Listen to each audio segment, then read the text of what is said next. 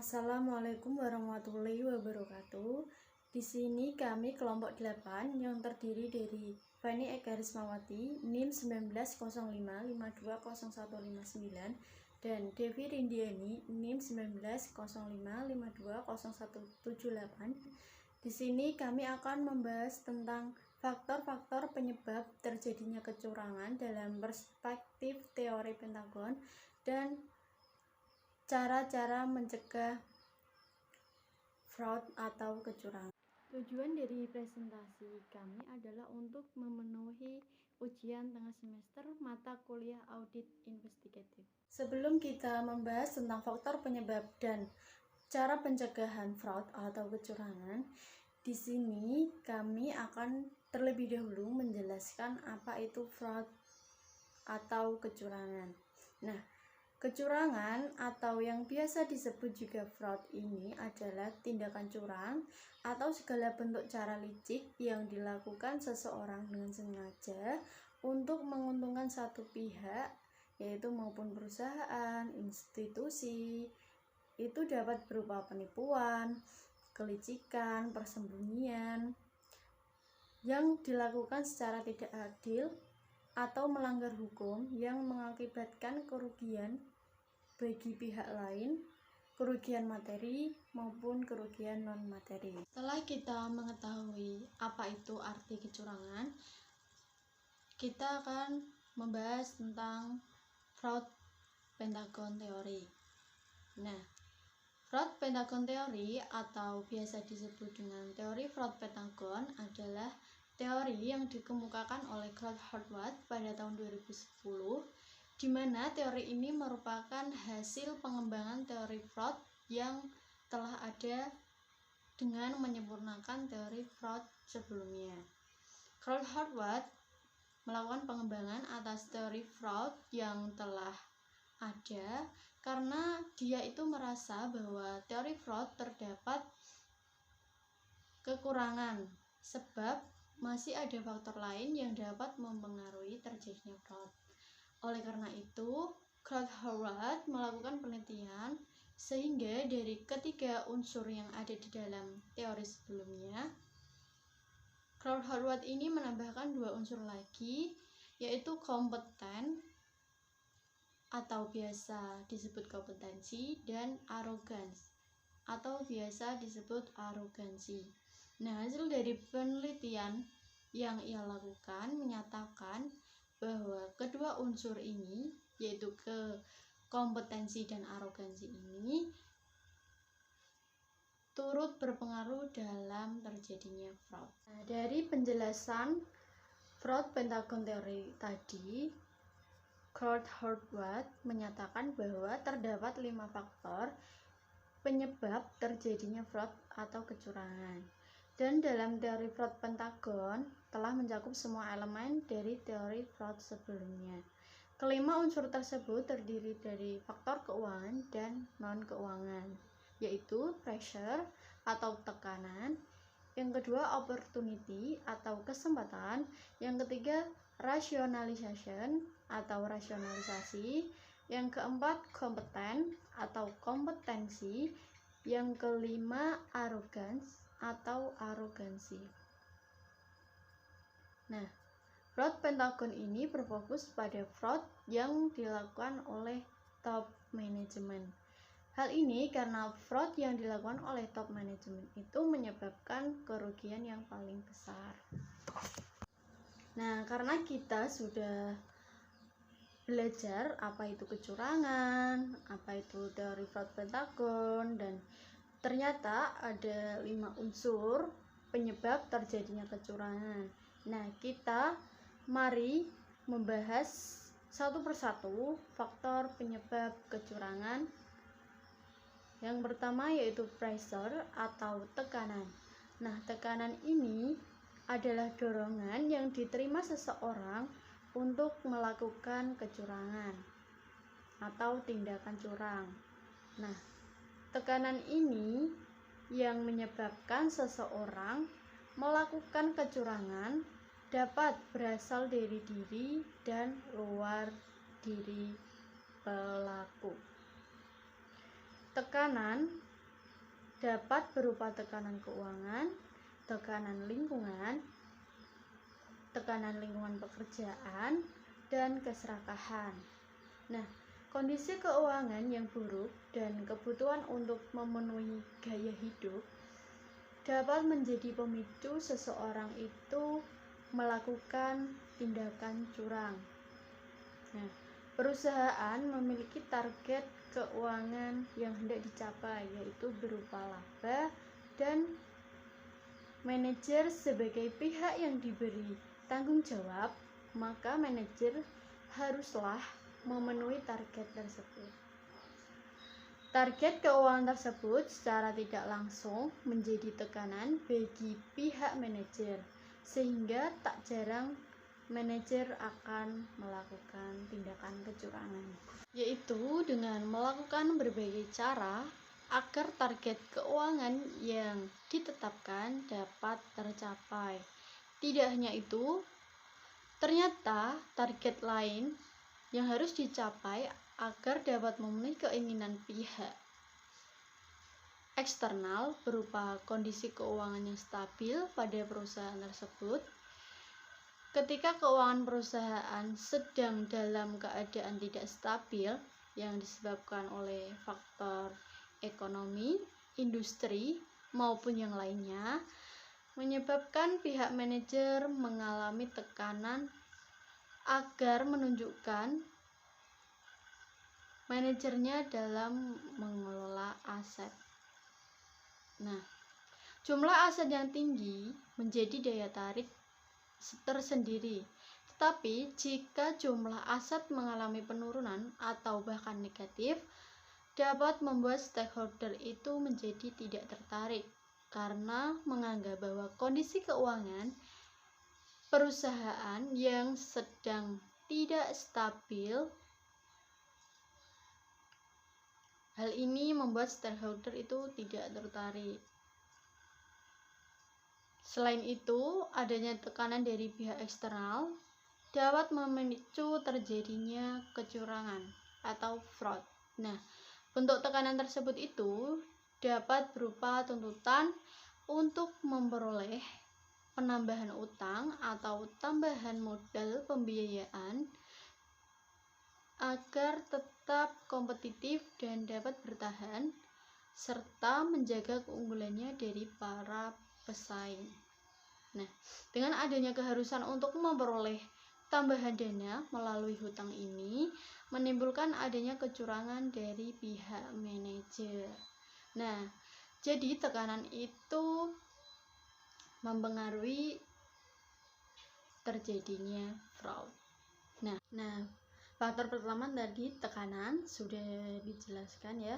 Yang faktor kedua yaitu opportunity atau kesempatan. Nah, opportunity ini atau kesempatan adalah suatu keadaan yang memungkinkan seseorang untuk melakukan sebuah tindakan kecurangan. Nah, kesempatan untuk dapat melakukan kecurangan atau fraud dapat timbul karena beberapa hal seperti tidak efektifnya pengawasan yang dilakukan di suatu perusahaan. Nah, ketika pengawasan ini tidak efektif, yang ada tidak berjalan dengan semestinya atau bahkan tidak ada pengawasan sama sekali, maka ini dapat menimbulkan celah dan memberikan kesempatan kepada pihak-pihak yang ingin melakukan tindakan kecurangan. Nah, bentuk tidak efektifnya atau melemahnya pengawasan dapat dilihat dari persentase perbandingan Dewan Komisaris Independen dibandingkan keseluruhan Dewan Komisaris, karena jika jumlah Dewan Komisaris Dependen kurang dari 30%, maka dapat dikatakan bahwa pengawasan internal perusahaan tersebut rendah dan dapat memungkinkan terjadinya kecurangan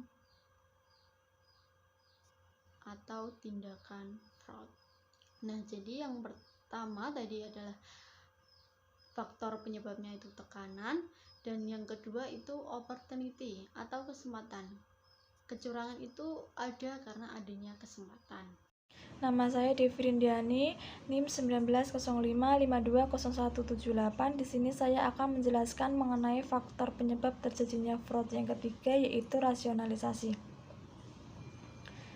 Rasionalisasi adalah suatu sikap yang membenarkan seseorang untuk melakukan kecurangan dan menganggap bahwa tindakan tersebut tidaklah salah, dan orang lain pun melakukan tindakan kecurangan seperti yang ia lakukan. Ketika melakukan kecurangan, seseorang akan menganggap bahwa dirinya selalu benar dan mencari pembenaran atas kecurangan yang telah dia lakukan. Faktor ini terjadi ketika seseorang melakukan rasionalisasi atau mencari pembenaran atas terjadinya suatu kecurangan. Hal ini biasanya terjadi karena pelaku mempertahankan jati dirinya sebagai orang yang dipercaya, sehingga ia akan mencari pembenaran atas tindakan tersebut. Rasionalisasi pada pihak yang bertanggung jawab atas tata kelola perusahaan memungkinkan mereka terlibat dalam membenarkan atau menyetujui laporan keuangan yang terdapat kecurangan yang tidak dapat diamati oleh auditor. Hal ini kemungkinan dapat terjadi karena adanya hubungan yang kurang baik antara auditor dengan manajemen serta gagalnya manajemen dalam mengelola keuangan perusahaan sehingga berupaya untuk menyembunyikan hal tersebut. Dengan mengganti auditor atau mengganti KAP, maka dapat mengurangi kemungkinan pendeteksian adanya kecurangan dan kemungkinan kecurangan akan meningkat. Misalkan saja, menjadi hal yang wajar jika direktur keuangan membawa sejumlah aset perusahaan karena dia adalah saudara dari CEO perusahaan. Maka bisa ditebak kalau tindakan rasionalisasi ini akan merugikan korban fraud. Faktor terjadinya fraud yang keempat yaitu adu kompeten atau kemampuan. Meskipun pelaku fraud mengalami tekanan untuk melakukan kecurangan dan didukung dengan adanya kesempatan untuk melakukan kecurangan tersebut sulit untuk dilakukan apabila pelaku fraud tidak memiliki kemampuan atau kompeten. Kompeten merupakan kemampuan seseorang untuk melakukan kecurangan dan tidak mengikuti kebijakan perusahaan, sehingga dapat memberikan keuntungan kepadanya. Pelaku fraud biasanya berasal dari pihak-pihak yang memiliki kedudukan atau kekuasaan tinggi karena dengan kedudukan yang dimilikinya, pelaku fraud memiliki kemampuan untuk melakukan suatu kecurangan di perusahaan. Salah satu upaya yang mampu dilakukan perusahaan untuk menyembunyikan kecurangan yang telah dilakukan adalah dengan melakukan perubahan susunan direksi. Pelaku fraud akan menyembunyikan kecurangan yang telah ia lakukan karena pada saat ini merupakan stress period. Adanya pergantian direksi, maka dibutuhkan waktu bagi direksi baru untuk beradaptasi sehingga kondisi dan kinerja perusahaan belum sepenuhnya diketahui oleh direksi baru. Karena dengan adanya stress period ini juga mengakibatkan terbukanya peluang dilakukannya fraud yang baru. Selain itu, dengan adanya pergantian direksi bisa jadi merupakan upaya yang dilakukan perusahaan untuk menyingkirkan direksi yang dianggap mengetahui fraud yang telah dilakukan. Faktor penyebab terjadinya fraud yang kelima yaitu ada arogansi.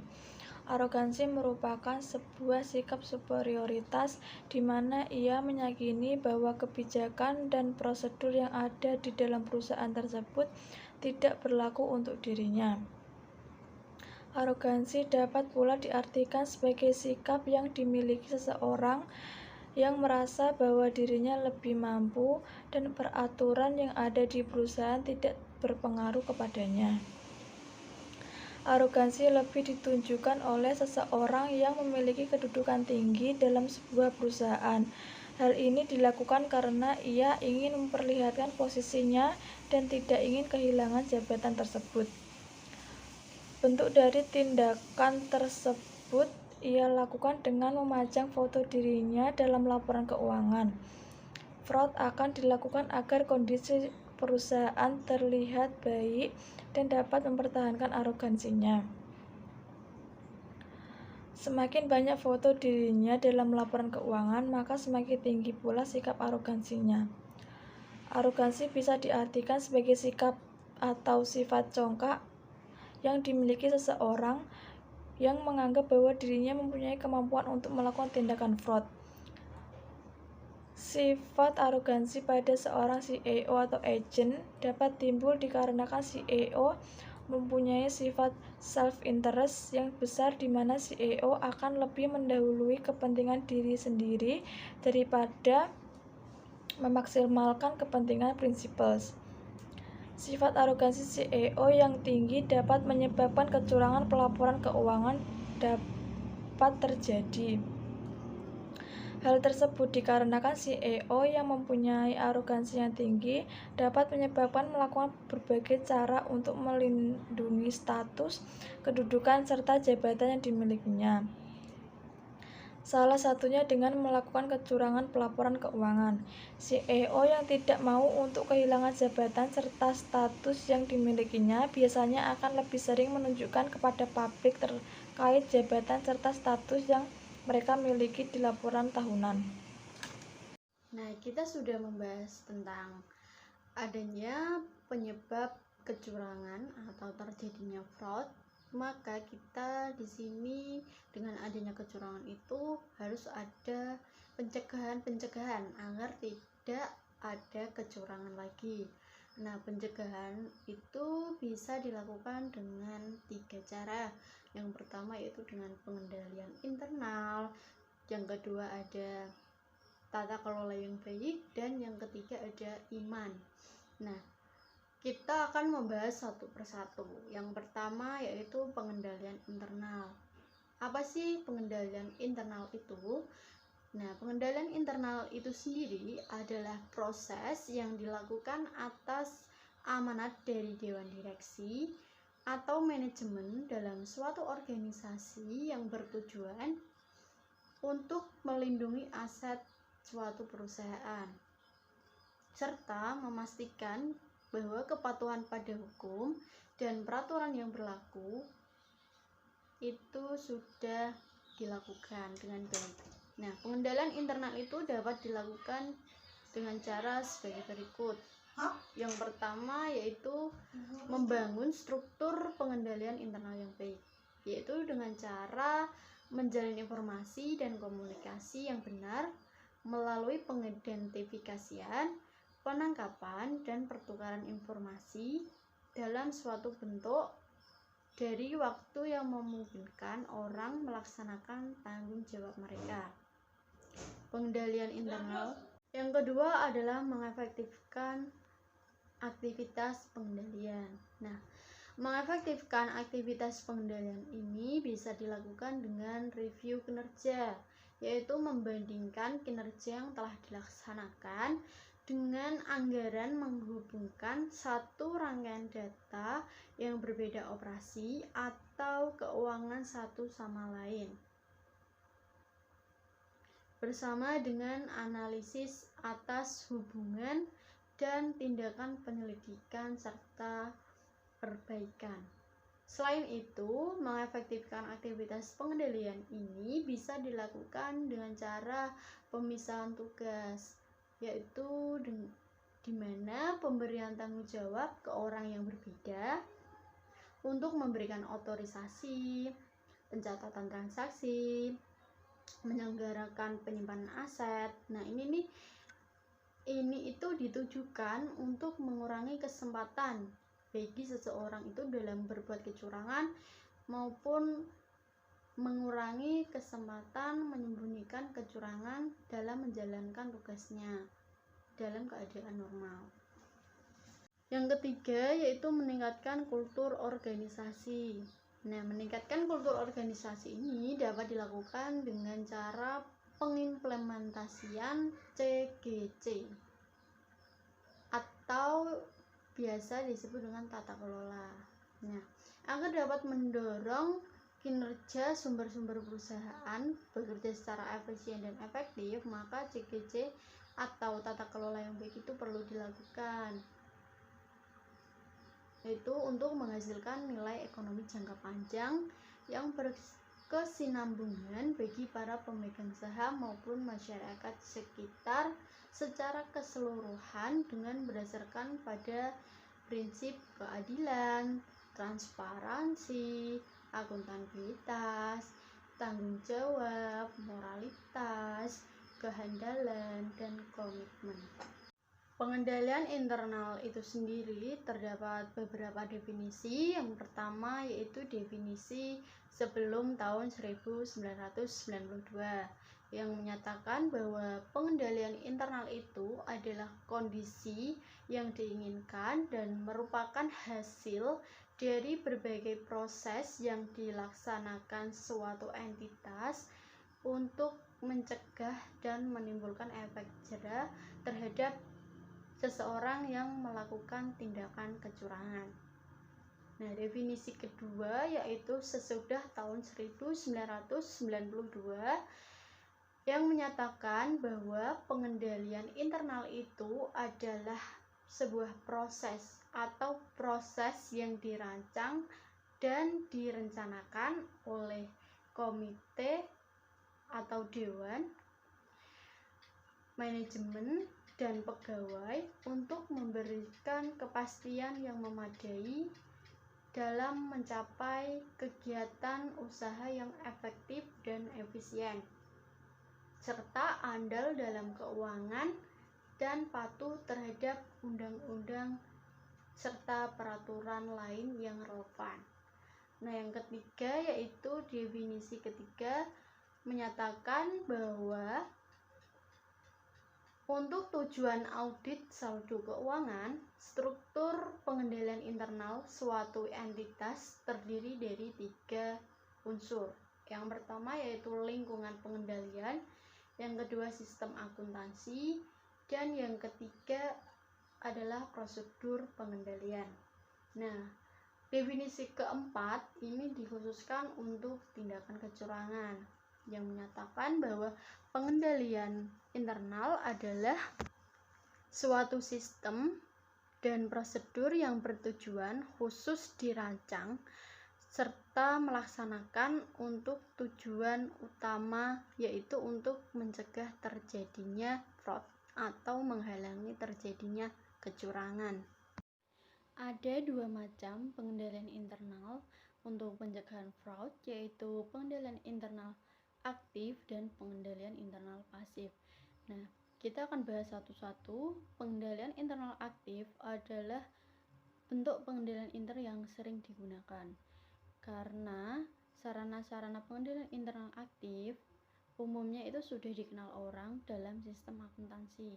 Contohnya tanda tangan counter, kata sandi dan PIN, pemisahan tugas, pengendalian aset secara fisik, pengendalian persediaan secara real time, pagar, gembok, semua bangunan dan penghalang fisik, pencocokan dokumen, dan formulir yang sudah dicetak nomornya. Nah, yang pertama tadi tanda tangan.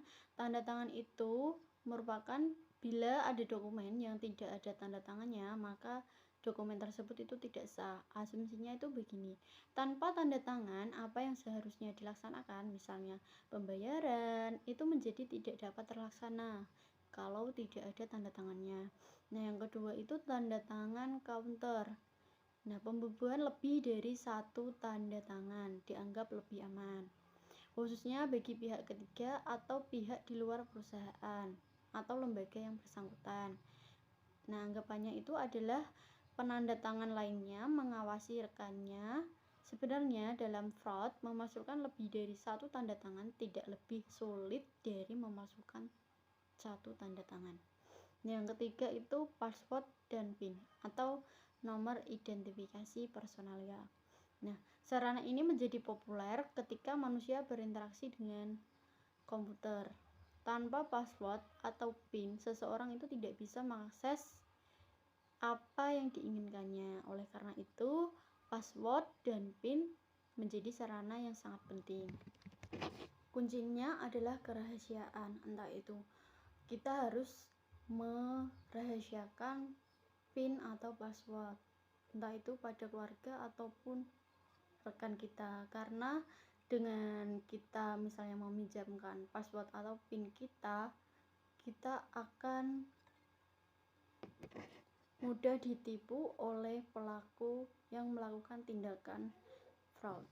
Yang kelima yaitu pengendalian aset secara fisik. Nah, pengendalian aset secara fisik ini pada dasarnya mengatur gerak-gerik barang, misalnya masuk keluarnya barang, penyimpanan barang, dan harus dilakukan otorisasi.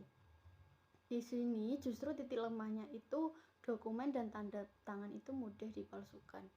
Yang keenam yaitu kontrol inventaris waktu nyata. Ini bukan sekedar persediaan yang dikenal sebelum Perang Dunia ke-1, tapi ini adalah perpetual inventory yang mengikuti pergerakan persediaan secara on time. Dalam bentuknya yang canggih, persediaan itu diberi barcode, kemudian atau bahkan ditanam dengan radio chip yang merekam keberadaannya. Keuntungannya itu adalah pencatatan itu menjadi akurat. Tetapi sistem automatisasi juga mudah dimanipulasi. Nah, yang ketujuh, pagar, gembok, dan semua bangunan serta penghalang fisik. Nah, perlindungan melalui pembatasan akses terhadap harta berharga sangat populer. Harga peralatan canggih yang mahal seringkali memberi rasa aman yang palsu. Nah, yang kedelapan itu pencocokan dokumen dan pre-numbered accountable form. Nah, sarana ini juga sangat lazim digunakan dalam pengendalian internal aktif. Hal ini karena pencocokan antara order pembelian, dokumen penerimaan barang, dan nota tagihan mencoba menghindari selisih-selisih dan kerugian bagi perusahaan. Pre-numbered form mencegah penggunaan formulir yang berganda. Sarana yang sudah dijelaskan, semua sarana itu digunakan, sudah umum dikenal oleh pendesain sistem pengendalian internal. Namun juga mengandung kelemahan. Kelemahannya itu yang pertama kelemahan manusia, yang kedua rawan invasi pelaku fraud yang meluangkan waktu untuk mencari titik kelemahan, yang ketiga biayanya itu mahal, yang keempat menghambat pelayanan. Nah, tadi kita sudah belajar pengendalian aktif, sekarang kita belajar pengendalian internal pasif. Nah, pengendalian pasif ini adalah pengendalian yang tidak menampakkan adanya pengamanan, tapi ada perendaman yang membuat pelanggar atau fraud itu menjadi jera. Nah, beberapa bentuk dari pengendalian internal pasif, yang pertama yaitu pengendalian yang khas untuk masalah yang dihadapi, yang kedua jejak audit, yang ketiga fokus audit, yang keempat pengintaian atas kegiatan kunci dan pemindahan tugas. Nah, yang pertama tadi kontrol yang disesuaikan. Sebenarnya customized control merupakan hasil dari berpikir positif ketika pengendalian interaktif tidak bisa melakukan pemecahan. Contohnya di suatu lembaga itu menunda pengecatan 2 kali karena kontraktor yang diberi tugas untuk mengecat 2 kali malah melakukan kecurangan, yaitu hanya dicat 1 kali dan memberitahu kepada lembaga bahwa dia sudah mengecat 2 kali. Nah, maka harus diadakan kontrol, yaitu dengan adanya pegawai yang melihat langsung pengecatan. Karena biayanya tinggi, maka dilakukan pengendalian pasif, yaitu dengan cara setiap pengecatan pertama selesai, kontraktor itu memberi lapisan tipis dengan warna terang. Baru setelah itu ia melaksanakan pengecatan kedua. Nah, biasanya itu secara random di tempat yang tidak terlalu kentara. Pengawas bangunan dapat mengorek-ngorek sedikit untuk melihat apakah lapisan tipis. Kalau ada, ini berarti kontraktor memenuhi syarat. Kalau tidak, kontraktor akan dikenai denda. Yang kedua yaitu jejak audit. Sistem yang dikomputerisasi seringkali menggunakan pengendalian internal pasif. Karena ada jejak-jejak mutasi atau perubahan dalam catatan yang ditinggalkan atau terekam dalam sistem. Nah, ini akan menjadi pengendalian internal pasif yang efektif apabila jejak-jejak yang berupa perbuatan fraud dapat menunjuk kepada pelakunya. Nah, bagaimana dengan dana pensiun yang dinikmati pada hari tua? Pensiunan tinggal bersama anaknya dan tidak ada alasan bagi anak ini melaporkan kematian ayahnya. Uang pensiunan tetap dikreditkan ke rekening pensiunan dan anaknya punya akses rekening. Yang ketiga ada fokus audit. Fokus audit adalah audit terhadap hal-hal tertentu yang sangat khusus yang berdasarkan pengalaman rawan dan sering dijadikan sasaran fraud. Nah, mungkin ada petunjuk tentang profil tertentu, apakah dari perbuatannya atau jenis transaksinya. Nah, yang keempat ada pengawasan kegiatan utama. Nah, pengawasan ini dapat dilakukan dengan berbagai macam cara, yaitu dengan merekam video atau dengan komputer dari waktu ke waktu untuk melihat kegiatan pegawai yang memanfaatkan fasilitas kantor. Ada rotasi karyawan kunci. Rotasi karyawan kunci ini merupakan pengendalian internal pasif yang efektif kalau kehadirannya itu merupakan persyaratan utama dalam melakukan fraud. Nah, seseorang supervisor di bank harus ada di bank kalau ia menyelewengkan uang pelanggan yang mendapat kesan bahwa itu transaksi bank yang salah. Nah, kalau ia harus mengambil cuti dan tugasnya diambil alih oleh rekannya, maka mekanisme pengawasannya berjalan tanpa biaya tambahan. Nah, semua kelemahan yang ada di pengendalian aktif dihilangkan oleh pengendalian internal pasif, yaitu tidak mahal, tidak bergantung kepada manusia. Oleh karena itu, pengendalian internal pasif kebal kepada kelemahan manusia seperti lengah atau korupsi, teledor, dan lain-lain. Dan yang ketiga, tidak memengaruhi produktivitas dan tidak memperlambat pelayanan. Yang keempat, tidak rawan untuk ditembus atau disusupi pelaku fraud. Terdapat 3 tipe pengendalian internal. Yang pertama ada pengendalian preventif. Pengendalian preventif diyakini dapat mencegah tindak kecurangan sebagai upaya antisipasi dari pihak manajemen agar tindak kecurangan tidak terjadi. Kegiatan-kegiatan yang dapat dilakukan antara lain adalah dengan membentuk kode etik, melakukan pengembangan terhadap sumber daya manusia, menunjukkan independensi, menentukan tujuan organisasi yang jelas, serta memastikan bahwa setiap karyawan memahami betul pengendalian internal milik suatu perusahaan. Pengendalian preventif merupakan pengendalian yang dilakukan sebagai upaya untuk mencegah terjadinya kecurangan, sebagai upaya antisipasi dari manajemen sebelum terjadinya permasalahan yang tidak diinginkan di suatu perusahaan.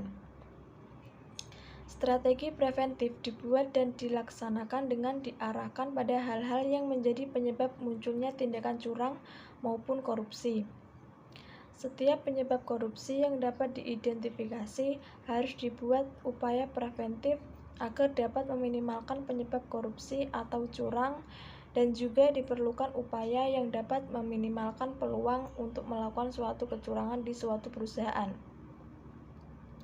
Salah satu kriteria pengendalian internal yang baik ialah perlu adanya dorongan internal audit sebagai salah satu kontrol auditor internal. Auditor internal merupakan seseorang yang mengaudit dalam lingkungan perusahaan. Sedangkan audit internal ini sendiri ialah evaluasi yang dilakukan oleh pegawai perusahaan yang cakap mengenai ketelitian, independen, dan efisien. Seorang auditor mempunyai peranan untuk menelaah serta memperhitungkan bermacam kegiatan perusahaan, memastikan ketaatan hukum, memastikan seberapa jauh harta perusahaan dipertanggungjawabkan, menilai kualitas pekerjaan masing-masing bagian, dan memberi rekomendasi revisi-revisi. Dari beberapa peranan tersebut dapat ditarik kesimpulan bahwa seorang auditor internal merupakan salah satu upaya preventif dalam penanganan fraud atau kecurangan yang dilakukan di salah satu atau suatu perusahaan. Yang kedua, ada pengendalian detektif. Pengendalian detektif adalah tindakan yang menekankan pada upaya menemukan masalah yang terjadi. Pengendalian detektif dibuat dan dilaksanakan serta ditujukan pada suatu aksi penyelewengan atau kecurangan yang sudah terjadi serta dapat teridentifikasi dalam waktu yang cepat, singkat, dan akurat. Mendeteksi sejak awal atas tindakan yang tidak sesuai akan mempercepat organisasi untuk mengambil keputusan sehingga dapat menghindarkan dari kerugian yang lebih besar. Pengendalian detektif yang diyakini dalam mendeteksi penyebab dari terjadinya tindak kecurangan dapat dilakukan melalui kegiatan-kegiatan seperti menjalankan fungsi pengawasan, menentukan tujuan organisasi dengan jelas untuk menilai risiko dari tujuan tersebut, mengidentifikasi atas perubahan-perubahan yang berpengaruh pada pengendalian internal, melaporkan dan menginformasikan berbagai hal yang berkaitan dengan sistem pengendalian internal. Pengendalian detektif merupakan pengendalian yang menekankan pada upaya penemuan kesalahan yang mungkin terjadi di suatu perusahaan. Yang ketiga, ada pengendalian korektif. Pengendalian korektif merupakan pengendalian untuk mengkoreksi penyebab terjadinya masalah yang diidentifikasi menggunakan pengendalian detektif yang digunakan sebagai antisipasi agar kesalahan yang sama tidak terjadi di masa mendatang. Pengendalian korektif adalah tindakan untuk memperbaiki masalah yang sedang terjadi atau yang telah terjadi.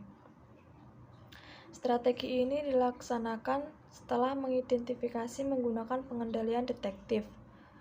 Manajemen akan memutuskan tindakan apa yang akan dilakukan serta tujuan masa mendatang sehingga kesalahan yang sama tidak terulang kembali. Pengendalian korektif adalah pengendalian yang mengidentifikasi dan memperbaiki masalah serta memperbaiki dan memulihkan dari kesalahan yang telah dihasilkan.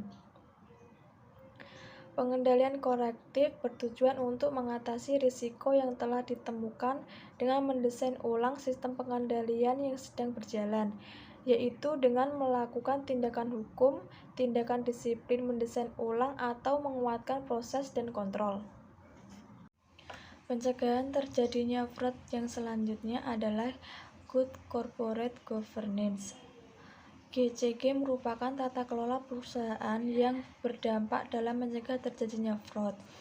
Corporate governance dianggap menjadi bagian yang akan memperkuat atau memperlemah hubungan yang terjadi antara Pentagon Fraud terhadap manajemen laba.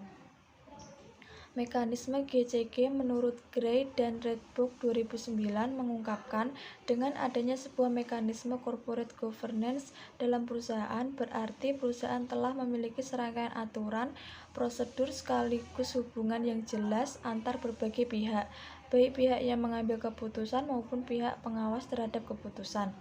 Adapun mekanisme corporate governance dibagi ke dalam dua struktur. Yang pertama, struktur mekanisme pengendalian internal perusahaan. Agen dan prinsipal menjadi pihak yang terlibat dalam pengendalian internal, yang mana terdiri dari komposisi board of director dan executive manager di dalam perusahaan. Yang kedua, ada struktur mekanisme pengendalian eksternal perusahaan. Stakeholder menjadi pihak dalam struktur mekanisme pengendalian eksternal, yang mana stakeholder berarti memiliki kepentingan serta hubungan dengan perusahaan antara lain pasar uang, auditor, pasar modal, regulator, dan para legal.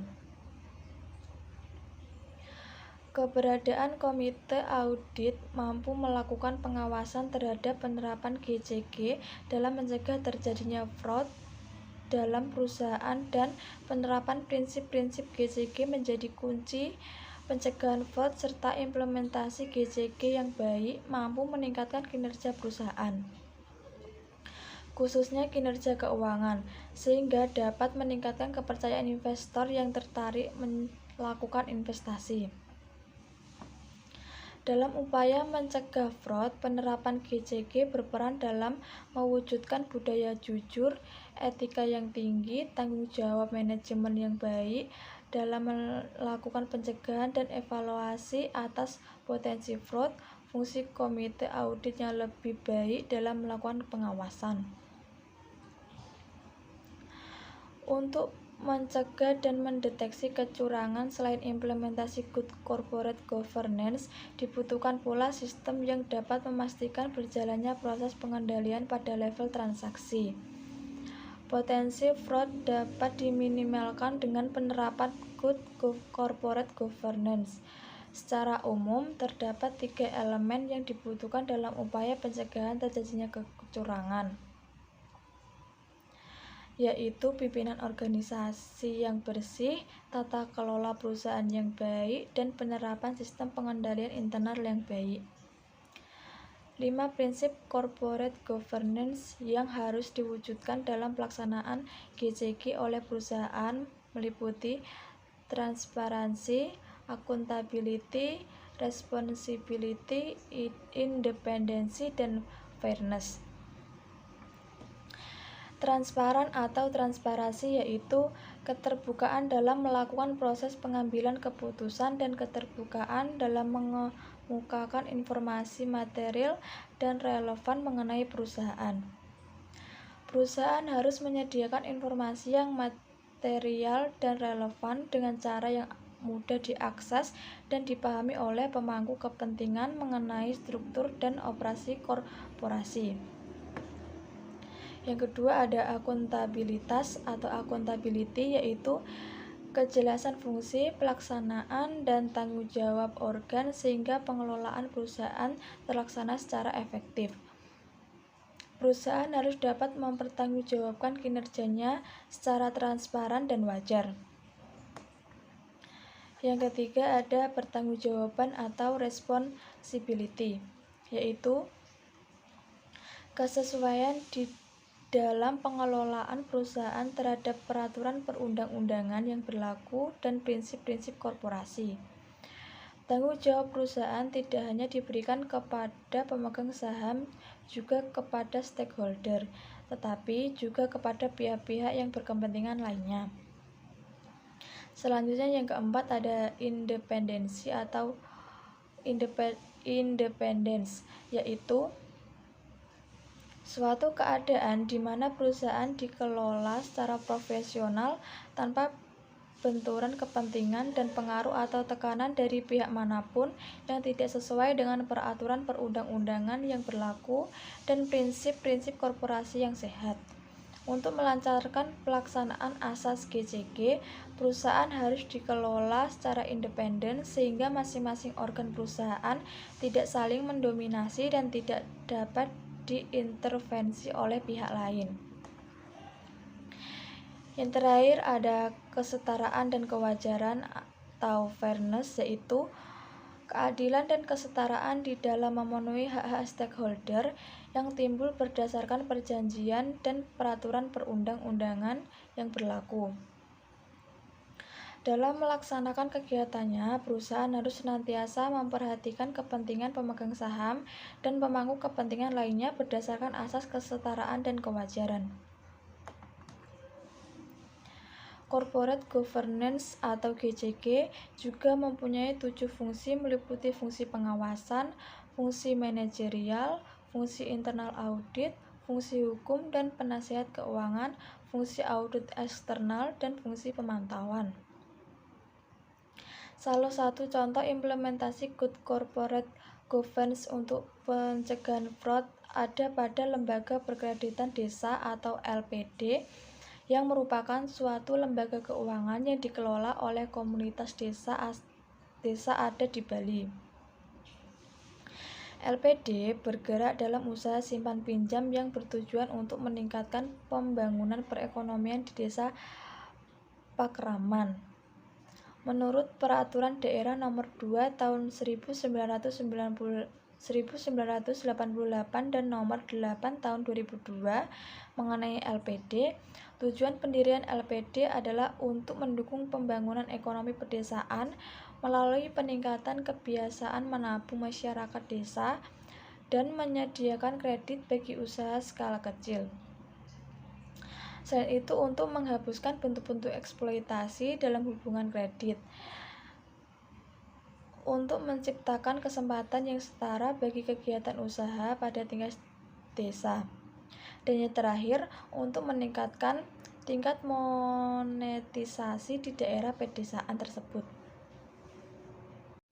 Pencegahan fraud yang selanjutnya yaitu ada iman. Keselarasan iman dan moral merupakan fenomena sentral dan menjadi landasan dalam mencegah terjadinya penipuan. Dengan membangun transparansi berbasis solidaritas sebagai strategi dan adanya usaha perbaikan struktur tata kelola, serta individu yang memiliki iman yang lemah cenderung menganggap kecurangan dalam pendidikan itu merupakan sesuatu yang wajar dan sering dilakukan. Mereka menganggap beberapa perilaku curang dalam pendidikan tidak mendapatkan sanksi yang memberatkan. Jika iman dalam diri seseorang kuat, maka akan kecil kemungkinan seseorang tersebut melakukan suatu tindakan kecurangan. Lapisan utama dan yang paling utama pada diri yaitu pengendalian atas diri sendiri atau self-control, sehingga di sini sumber daya manusia mempunyai peran dalam memilih karyawan yang tepat. Di sisi lain juga iman dalam diri manusia wajib untuk meyakini sekaligus memimpin bahwasanya segala perbuatan selalu diawasi dengan cermat atau audit trail oleh Allah Subhanahu wa Ta'ala dan malaikat dengan tugasnya masing-masing. Karena kembali lagi bahwasanya segala perbuatan yang dilakukan di dunia kelak akan dipertanggungjawabkan di akhirat. Dalam konteks fraud, benteng iman yang kokoh akan dapat menjamin kita terhindar dari melakukannya. Sebesar apapun tekanan, motivasi, dan peluang atau kesempatan yang kita miliki untuk melakukan fraud, sehebat apapun kemampuan kita dalam memanipulasi peluang fraud, selihai apapun kita menciptakan rasionalisasi, namun jika ditopang dengan benteng iman yang tebal dan kokoh, maka dijamin dan dapat dipastikan fraud insya Allah tidak akan terjadi. Begitu pula sebaliknya, sekecil apapun tekanan, motivasi, kesempatan, kemampuan untuk memanipulasi dan rasionalisasi dalam melakukan kecurangan, namun jika ditopang dengan nilai keimanan yang tipis dan lemah, maka peluang akan terjadinya fraud akan sangat besar. Karena tekanan dan motivasi pasti akan selalu ada, tinggal bagaimana kita menyikapinya. Kesempatan untuk melakukan kecurangan dapat diciptakan dalam menghadapi atau menghindari fraud. Rasionalisasi bisa dicari-cari, biar walau kemampuan dalam memanipulasi sangat rendah, namun jika iman kita tipis, maka potensi fraud sewaktu-waktu dapat terjadi. Maka dengan konsep ini, lingkaran iman yang melingkupi konsep fraud yang digunakan bersifat fleksibel, dapat membesar dan juga dapat mengecil, semakin tebal dan kokoh atau menipis dan lemah. Hal ini sesuai dengan karakter keimanan seseorang yang dapat yazidu, bertambah atau yaskufu. Saat iman bertambah, pada saat yang sama kekufuran berkurang. Begitupun sebaliknya, berkurangnya keimanan sebagai pertanda bertambahnya kekufuran seseorang hamba. Menurut Mufid 2013, iman laksana benteng lagi karakter manusia. Jika semakin kokoh akan mampu membendung atau menopang terpaan godaan dan peluang fraud sebesar apapun. Namun, jika keimbangan hati tipis, peluang yang kecil sekalipun dapat menjadi sebab terjadinya kecurangan atau fraud. Kecurangan dan cara mencegahnya. Maka dari itu, siapa yang berbuat curang, maka akan dibalas dengan kecurangan. Maka berlakulah jujur, karena jujur itu membawa keberkahan. Dan gagal dalam kemuliaan itu lebih baik daripada menang dalam kehinaan dan kecurangan. Wassalamualaikum warahmatullahi wabarakatuh.